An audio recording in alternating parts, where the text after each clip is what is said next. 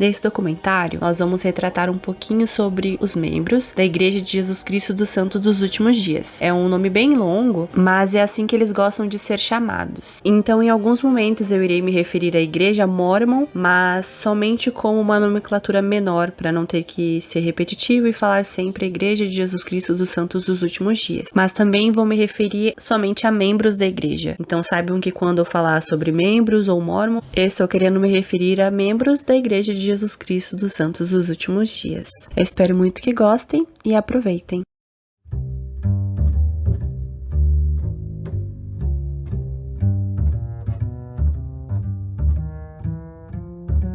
Nesse documentário, vamos explorar a Igreja de Jesus Cristo dos Santos dos Últimos Dias, conhecida como Igreja Mórmon. Vamos aprender sobre sua história, crenças, rituais e a vida de seus membros. Para obter uma perspectiva mais profunda, vamos falar sobre como a igreja foi fundada.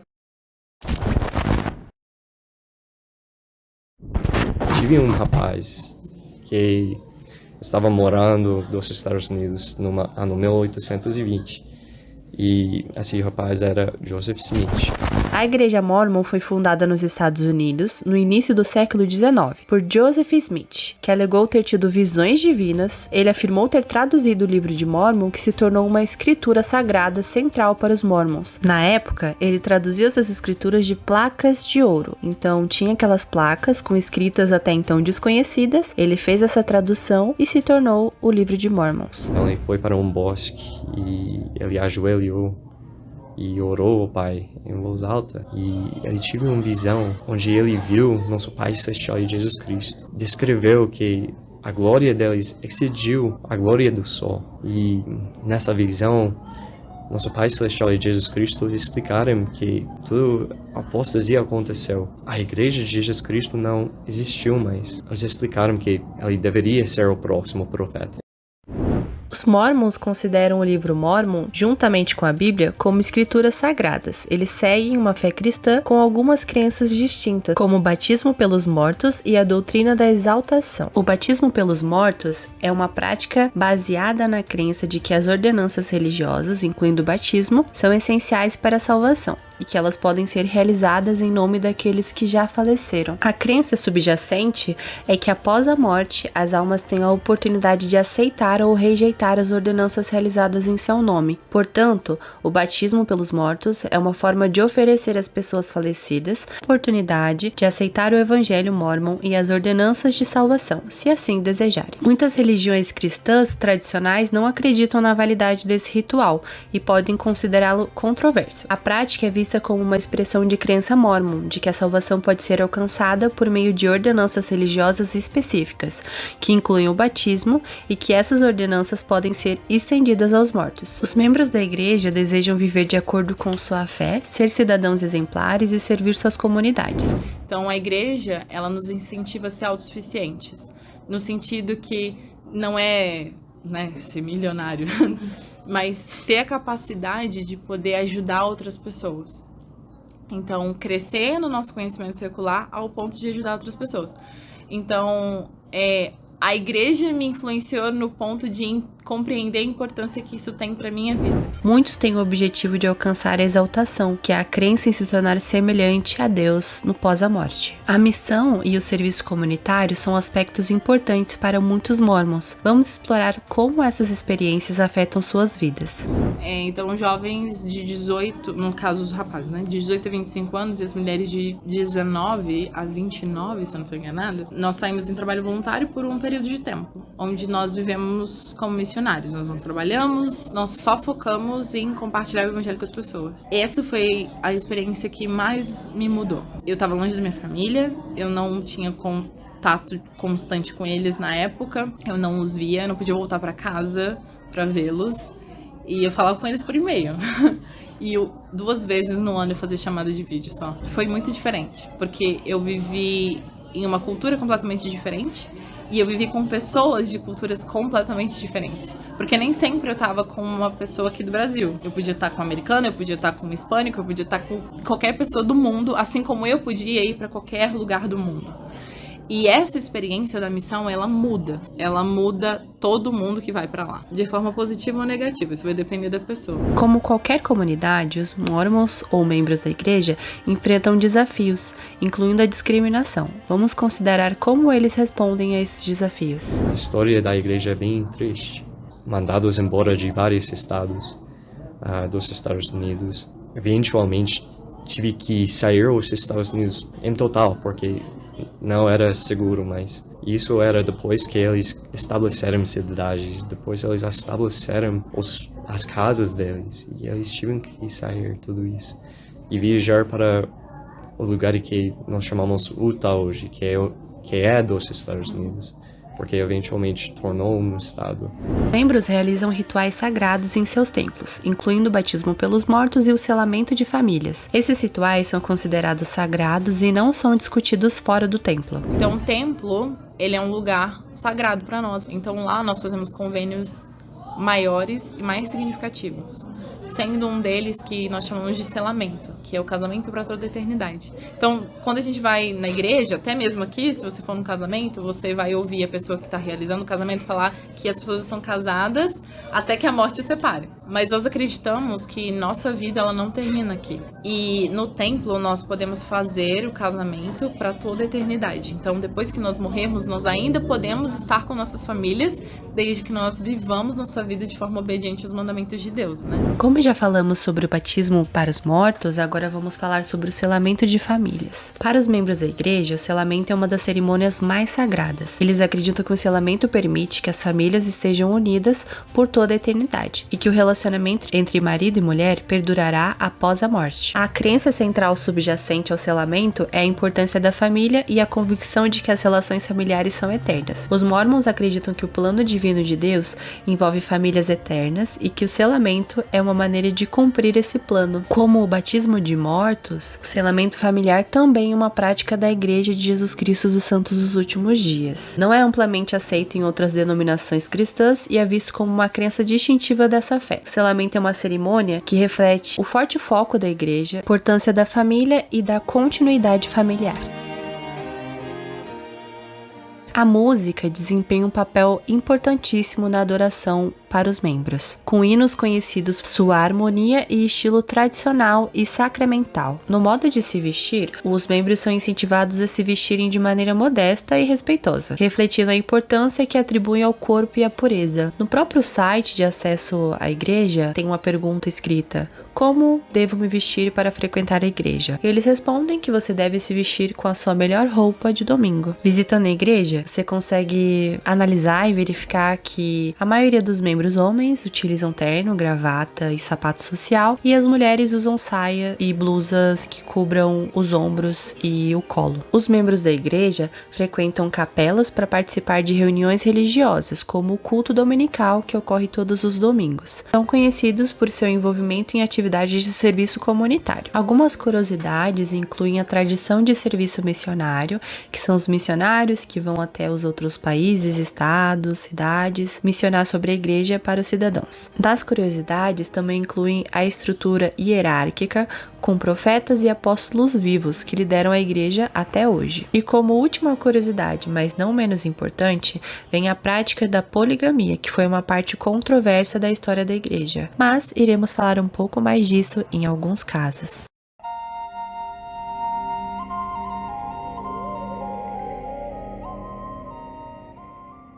Aqui vão alguns casos para caráter de curiosidade mesmo. Eles não são envolvidos com a igreja nos dias de hoje, mas são algumas curiosidades que fizeram parte ou não da Igreja de Jesus Cristo dos Santos dos Últimos Dias. O primeiro caso é sobre a seita dos fundamentalistas. Uma das curiosidades menos conhecidas da história da igreja envolve a seita dos fundamentalistas. Grupos fundamentalistas como a Igreja Fundamentalista de Jesus Cristo dos Santos dos Últimos Dias, FLDS, acreditam em práticas e doutrinas antigas, incluindo a poligamia, Warren Jeffs, líder da FLDS, foi um dos membros mais notórios. Ele foi condenado por crimes relacionados à poligamia, incluindo casamento com menores de idade. A seita continua a existir, mas o governo e as autoridades estão vigilantes quanto às atividades legais. Warren Jeffs, que era o líder da seita, foi preso. O segundo caso foi o caso de Mark Hoffman. Mark Hoffman era um falsificador de documentos e colecionador de documentos históricos mormons. Ele forjou documentos notáveis, incluindo os chamados manuscritos Salamandra, que era um manuscrito que alterava a história de como a igreja foi fundada e todos os seus fundamentos. Ele mesmo falsificou o documento, criando uma história nova. Esse documento lançou dúvidas sobre a origem da Igreja Mórmon. Hoffman matou 2 pessoas em atentados com bomba para encobrir suas fraudes. Ele foi condenado e cumpriu pena de prisão. Atualmente, ele está na prisão e suas ações continuam sendo um tópico de estudo e debate. E esses são alguns dos casos. Espero ter aguçado a sua curiosidade para saber mais. Agora teremos uma sequência de perguntas feitas na entrevista sobre alguns costumes da igreja e dos membros.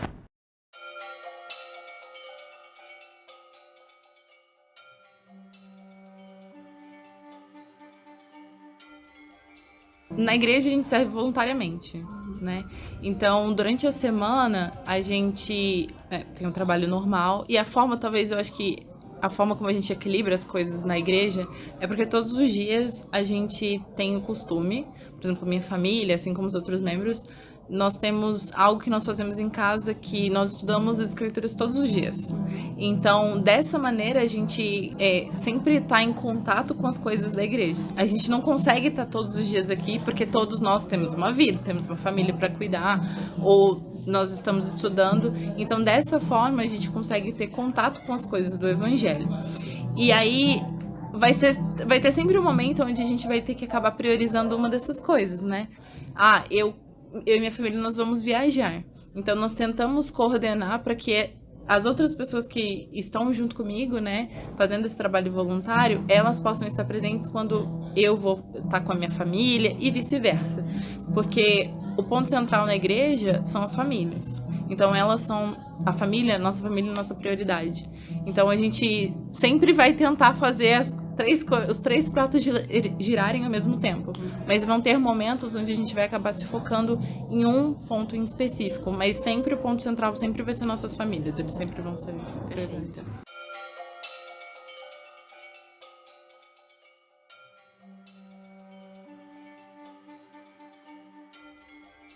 A gente tem algo que nós chamamos de palavra de sabedoria. A palavra de sabedoria ela é um mandamento dado por Deus relacionado ao nosso bem-estar físico, né, e mental. Então, esse mandamento ele está relacionado à forma como nós cuidamos do nosso corpo. Então, tem alguns alimentos e substâncias que nós não ingerimos. Por exemplo, eu vou falar eles, tá bom?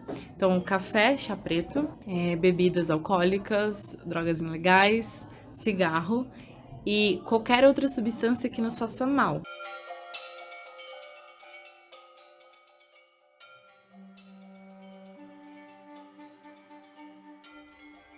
Nós temos 2 tipos diferentes de aulas, né? Então, a gente tem uma reunião principal, que é a primeira reunião onde fica todo mundo junto, que é um momento muito especial para nós por causa do que nós chamamos de sacramento, algumas religiões conhecem como Santa Ceia, que acontece justamente nessa reunião. Depois dessa reunião, nós somos separados ou em grupos por idade ou em grupos que nós chamamos de organizações. Então, por exemplo, hoje em específico, nós somos separados por grupos por idade. Então, a gente tem o que a gente chama de classe, que é a classe da primária, que é dos 1 ano e meio até os 11 anos de idade, que são as crianças, e tem os líderes específicos para trabalhar com elas. Tem os jovens, que é entre 11 e 18 anos. Tem o que a gente chama de JAS, que é os jovens adultos solteiros, que é de 18 a 30 anos. Aí, se a gente tem um grupo muito grande que a gente chama de MAS, que são os membros adultos solteiros, a partir de 30 anos a infinito, assim, e além.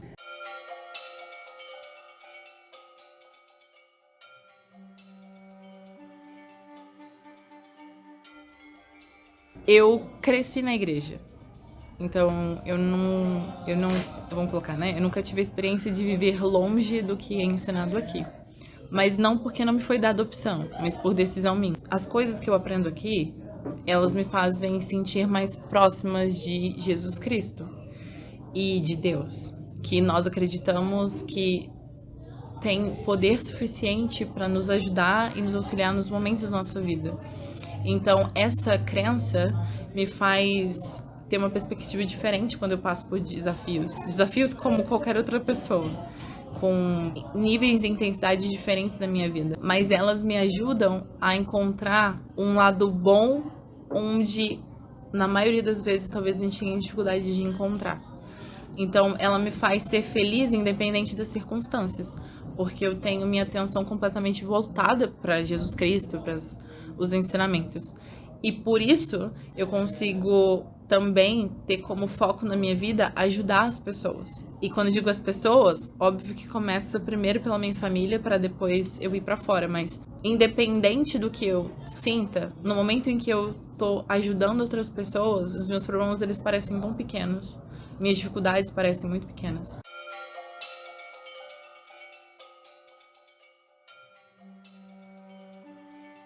Uma vestimenta sagrada para nós, como, por exemplo, para os judeus que usam... Eu esqueci o nome. Chapéu? Então, é que eu não lembro o nome, gente, desculpa. Então, é muito similar. Então, eles representam um convênio que nós fazemos com Deus.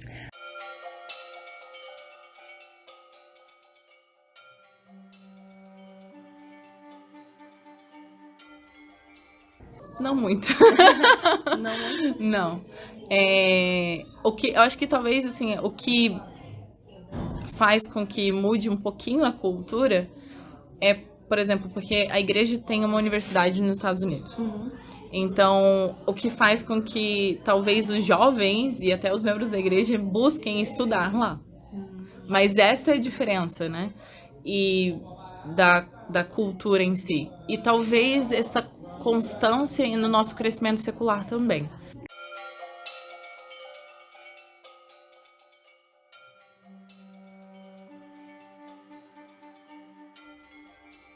Então, o que nós chamamos de chamado, né, que seriam esses cargos, eles são orados e perguntados para o Senhor se aquela pessoa ela deve ser feita. Então, nós nos reunimos em conselho e, por exemplo, vamos colocar assim, né, eu sou responsável, estou dentro do grupo da Sociedade de Socorro, que é a partir das mulheres. Então, o que acontece? O bispo, que seria o equivalente ao pastor, então, eu vou fazendo essas analogias para fazer sentido também, tá?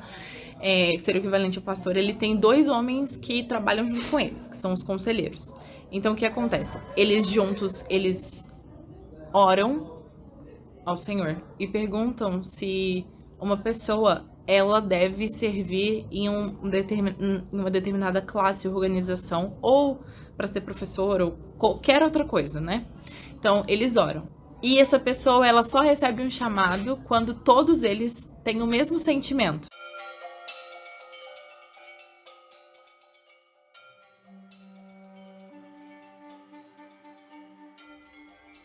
Então, o livro de Mórmon, para nós, é um conjunto de escrituras, assim como a Bíblia, que é um outro testamento de Jesus Cristo. Então, a Bíblia ela foi escrita no Oriente Médio, mas antigamente, né, o Senhor, ele chamava profetas no Oriente Médio, como todo mundo sabe que está na Bíblia. Só que não tinha tecnologia que tem hoje, né? Então, tinha pessoas aqui também. E essas pessoas também precisavam ouvir sobre as coisas do Evangelho, não só as pessoas que estavam no Oriente Médio. Então, o Senhor, ele chamou profetas aqui, nas Américas. E eles registraram, assim como os profetas da Bíblia registraram os ensinamentos. Esse conjunto de registros é o livro de Mórmon. Mórmon, né, o nome do livro, é só o nome do profeta que juntou todos esses relatos, de todos esses profetas. Então, como o ponto central da nossa crença é Jesus Cristo, então nós queremos que as pessoas, quando for mencionar, né, a igreja, falem o nome completo da igreja, porque ele é o ponto central. E o motivo do nome também ser muito grande é porque, primeiro, Jesus Cristo, porque é a igreja dele, né, dos santos, é porque os santos somos nós, né? Então, é a maneira como também o Salvador Jesus Cristo, ele mencionava e falava sobre as pessoas que viviam na época dele, que eram seus discípulos. Então, e os últimos dias, porque são os últimos dias mesmo, nós somos pessoas que estamos tentando ser santos. Não somos santos, nós não somos perfeitos, mas todos nós estamos tentando ser pessoas melhores.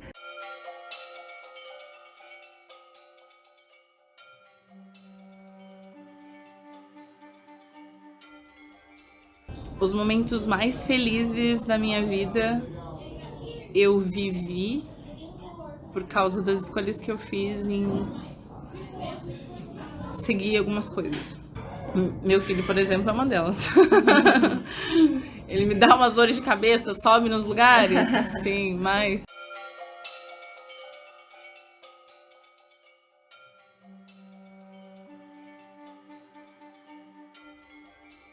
Então, acho que as duas coisas primeiro, pelo fato de a gente não tomar café.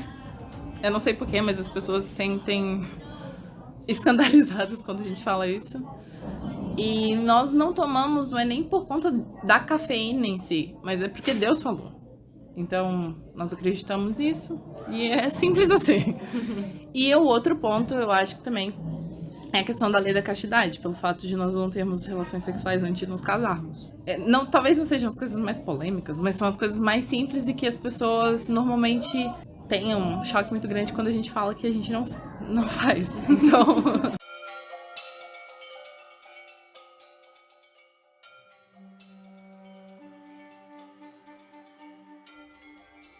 Eu acho que ela afeta na forma como eu lido quando eu não tô muito legal. Então, como eu falei, né? Nós não somos perfeitos, nós estamos tentando viver o mais semelhante possível ao Salvador Jesus Cristo, mas tem momentos em que a gente se sente sobrecarregado, tem momentos que a gente se sente, sim, estressado ao extremo. A igreja, ela me ajuda no sentido de que quando eu tô aqui, ou quando eu tô fazendo as coisas que eu preciso fazer, eu sinto pelo menos um pouco da força que talvez estava me faltando para eu reagir naquele momento, ela vem. Em todos os momentos em que eu me senti muito mal, estar aqui foi onde eu encontrei o desejo de dar o primeiro passo para sair daquela situação.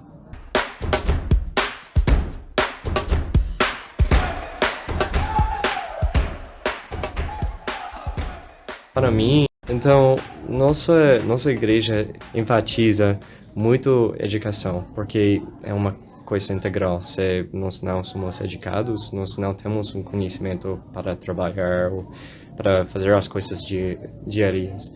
Então, estudo tanto das escrituras, além como as coisas normais, realmente são bem integrados. E até nossa igreja tem uma faculdade da igreja chamada Brigham Young Universidade, que eles basicamente juntaram as coisas que nós aprendemos por nossas empresas com religião. É muito importante isso porque temos que ser autossuficientes sempre.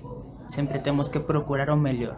Como o pai tem a responsabilidade, e também a mãe, de poder dar o melhor para seus filhos.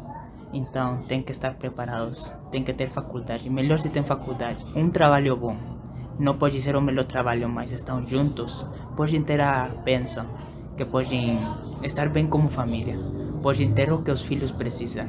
Não precisam muitas coisas, mas precisam o principal, para que possam cada dia progredir, para que cada dia possam estar bem e evoluir como pessoas.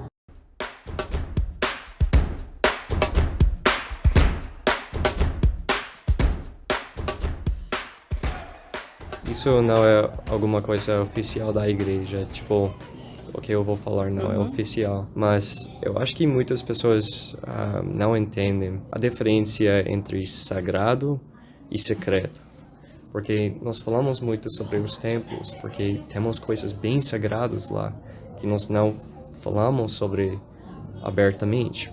Isso é porque é sagrado, que é diferente de secreto. Se eles querem achar essas coisas, eles podem vir aprender sobre essas coisas. Todas as coisas são abertas e até nosso Pai Celestial vai revelar todas as coisas para cada filho dele.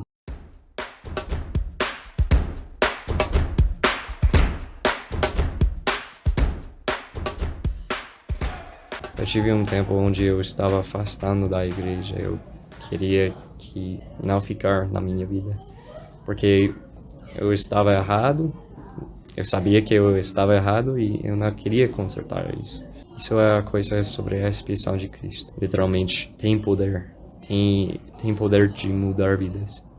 Eu testifico sobre isso, porque mudou minha vida de uma forma... Eu não estaria aqui, senão por causa da ressurreição de Jesus Cristo. Porque, realmente, Ele nos ama tanto que Ele deu a vida dele por nós, para que nós poderíamos melhorar e arrepender.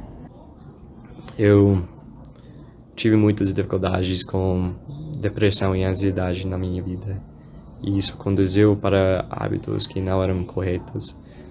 Mas, por meio do Evangelho, eu mudei esses hábitos. E também, eventualmente, eu comecei a ter o Espírito Santo comigo frequentemente. E por causa disso, eu comecei a vencer esses problemas emocionais. E esse foi o nosso documentário. Me diz aí, você já conhecia essa igreja e os seus costumes? Aquilo que não conhecemos muitas vezes é estranho, mas quando pesquisamos, vemos como existem coisas diferentes do que a gente pensa, e é por isso que o conhecimento é a base de tudo.